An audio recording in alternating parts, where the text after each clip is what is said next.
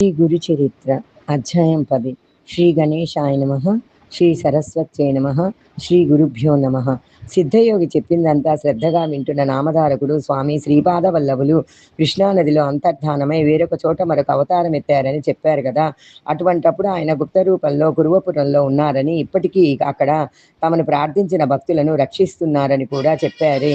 అది ఎలా సాధ్యం అని అడిగాడు. నాయన, శ్రీపాద స్వామి సాక్షాత్తు భగవంతుడే. భగవంతుని మహిమకు అంతు లేదు. ఆయన ఏమైనా చేయగల సమర్థుడు. మొదట ఒక్కడుగా ఉన్న ఆయన తర్వాత త్రిమూర్తుల రూపం ధరించి వేరు వేరు కార్యాలు చేయడం లేదా? శ్రీపాదులు ఆ త్రిమూర్తుల స్వరూపమే. ఆయన మహిమకు సంభవము అసంభవము అన్నది లేదు. ఆయన అంతర్ధార్థమైనాక కూడా ఆ క్షేత్రంలో తమను ఆశ్రయించిన భక్తులను రక్షిస్తున్నారని తెలిపే దివ్యలీలలో ఒక దానిని చెబుతాను వినుము. కాశ్యపస గోత్రీకుడైన వల్లభేశుడనే బ్రాహ్మణుడు వాణిజ్యం చేసుకొని జీవిస్తూ ఉండేవాడు. అతని కుటుంబం చాలా పెద్దది.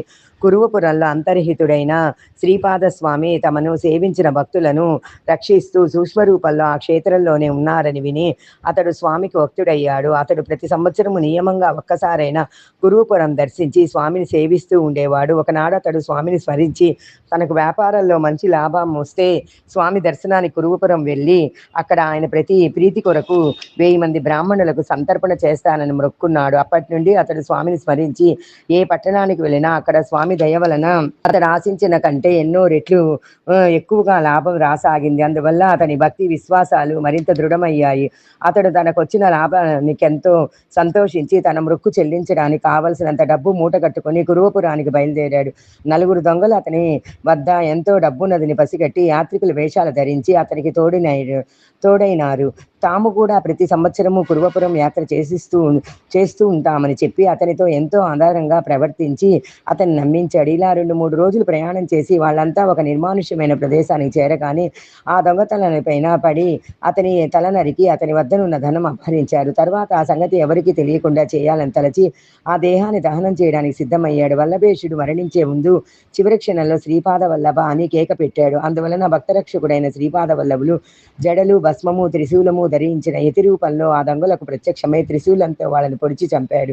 అప్పుడు ఆ దొంగలలో ఒకడు ఆయన పాదాలపై పడి, ప్రభు, నేను దుష్టబుద్ధితో ఈ బ్రాహ్మణుని వెంబడించలేదు. నేను తెలియక వీరిని దారిలో కలిశాను. నిజానికి నేనెన్నడూ దొంగతనం చేసి ఎరుగను. సర్వసాక్షి అయిన మీరు అంతర్దృష్టితో గమనిస్తే మీకే తెలుస్తుంది స్వామి. నన్ను క్షమించి విడిచిపెట్టవలసిందని ఆయన శరణు వేడాడు. స్వామి అతనికి అభయం ఇచ్చి కొంచెం విభూతి ప్రసాదించి దాని వల్లభేసుని శరీరంపై చల్లి తెగపడి ఉన్న తలను మొండానికి అతికించమని ఆదేశించాడు. అతడల్లా అతికిస్తూ ఉండగానే శ్రీపాద స్వామి వల్లభేసుని శిరస్సుపై తమ అమృత దృష్టిని సారించి మరుక్షణమే అంతర్ధానమయ్యాడు. వల్లభేసుడు తిరిగి బ్రతికాడు. అతనికి పూర్తి స్పృహ వచ్చేసరికి సూర్యోదయమైంది. అతని ప్రక్కన ఒక వ్యక్తి మాత్రమే ఉన్నాడు. వల్లభేసుడికి అంతకుముందు జరిగినది ఏదీ గుర్తులేదు. అందువలన అక్కడ చచ్చిపడి ఉన్న దొంగలను చూచి ఆశ్చర్యపడి, వీళ్ళందరూ ఎలా మరణించారు? నేనొక్కడిని ఎలా బ్రతికి వచ్చాను? ఇంత జరిగినా నీవొక్కడివే ఇంకా ఇక్కడే ఉన్నావేమిటి అని అడిగాడు. అప్పుడు అతడు, అయ్యా, ఇప్పుడు ఒక అద్భుతమైన దైవలీల జరిగింది. మనను అనుసరించి వచ్చిన వారు దొంగలే గాని యాత్రికులు కాదు. వారు నిన్ను చంపి నీ ధనమ అపహరించారు. ఇంతలో ఒక తపస్వి వచ్చి ఆ దొంగలను చంపి నిన్ను బ్రతికించారు. నీకు నన్ను కాపలాగా ఉంచి ఆయన అంతర్ధానమయ్యారు. ఆ మునీశ్వరుడు ఎవరో గాని సాక్షాత్తు పరమశివునిలా ఉన్నారు అని చెప్పాడు. ఆ మునీశ్వరుడు సాక్షాత్తు శ్రీపాద వల్లభులేనని తెలుసుకొని భగవంతుడైన ఆయన దర్శనము తనకు లభించినందుకు వల్లభేశుడు ఎంతో పరితపించాడు. అతడు వెంటనే అమితోత్సాహంతో ఆ ధనం తీసుకొని గురువపురం చేరారు. అక్కడ శ్రీపాదుని పాదుకలను సకల లోపాచార్యాలతో పూజించి ముందు తాననుకున్నట్లు 1000 మందికి గాక 4000 మంది బ్రాహ్మణులకు తృప్తిగా భోజనం పెట్టి దక్షిణ తాంబూలాలతో వారందరినీ సత్కరించి సంతోషపెట్టాడు. ఈ విధంగా శ్రీపాద స్వామి కురువపురంలో అదృశ్యంగా ఉంటూ ఇలాంటి లీలలు ఎన్నో చేశారు. నేటికి సజ్జనులను అక్కడ ఆయన దర్శనమిస్తారు. అయినప్పటికీ ఆయన శ్రీ నృసింహ సరస్వతి అనే యతిగా వేరొక చోట అవతారం ఎత్తి లోకోద్ధరణ చేశారు. భక్తులు ఎల్లప్పటికీ శ్రీపాద స్మరణ చేస్తే చాలు, వారికి స్వామి అభీష్టాలనిచ్చి రక్షిస్తాడు. అట్టి స్మరణకు అనుగుణమైన నామం తరతరాలుగా ఇలా ఉన్నది అన్నారు సిద్ధముని. దిగంబర దిగంబర శ్రీపాద వల్లభ దిగంబర, దిగంబర దిగంబర అవధూత చింతన దిగంబర. శ్రీ దత్తాయ గురువే నమః. శ్రీపాద వల్లభాయ నమః. శ్రీ నృసింహ సరస్వత్యై నమః. श्री सच्चिदानंद सद्गुरु साईनाथ महाराज की जय।